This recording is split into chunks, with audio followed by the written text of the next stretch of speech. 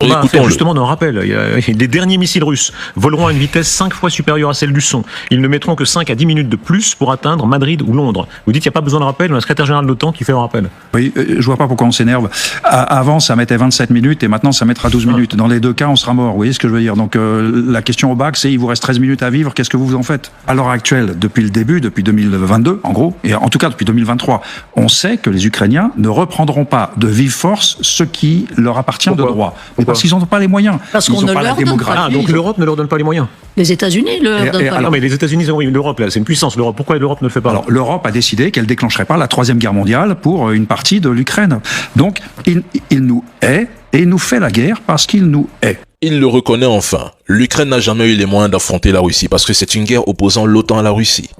L'Occident arme, finance et conseille, mais ne combat pas directement parce que personne à Washington, Paris ou Berlin ne veut risquer une confrontation ouverte avec la Russie, première puissance nucléaire mondiale. Au résultat, l'Ukraine sert de champ de bataille, de vitrine pour les armes occidentales et de prétexte politique pendant que des milliers de vies sont sacrifiées dans une guerre dont les véritables maîtres du jeu ne sont même pas sur le front, mais dans les bureaux des grandes capitales.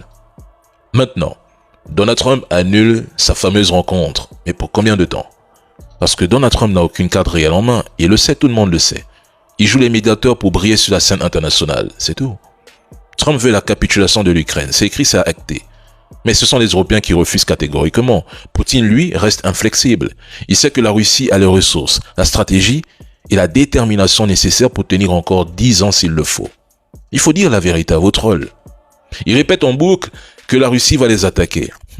Mais c'est du pur storytelling, entretenu pour justifier les budgets militaires et maintenir la peur ou une unité artificielle contre Moscou. Il dit que Poutine déteste l'Europe. Ah bon? Historiquement, Poutine a tout fait pour bâtir une Europe unie, de Brest à Vladivostok, avec le même président Macron qui aujourd'hui le critique sans nuance. Mais la Russie vendait son gaz et son pétrole à l'Europe, non? Souvent à prix premium en euros ou en dollars, dans une logique de partenariat stable.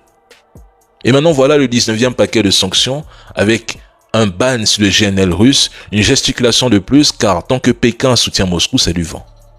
La Chine fournit des biens à double usage vitaux pour l'industrie militaire russe, rachète son énergie à prix cassé et aide à contourner les sanctions. Alors arrêtons un peu la mascarade quelques secondes. Depuis quand la Russie a pour ennemi l'Europe?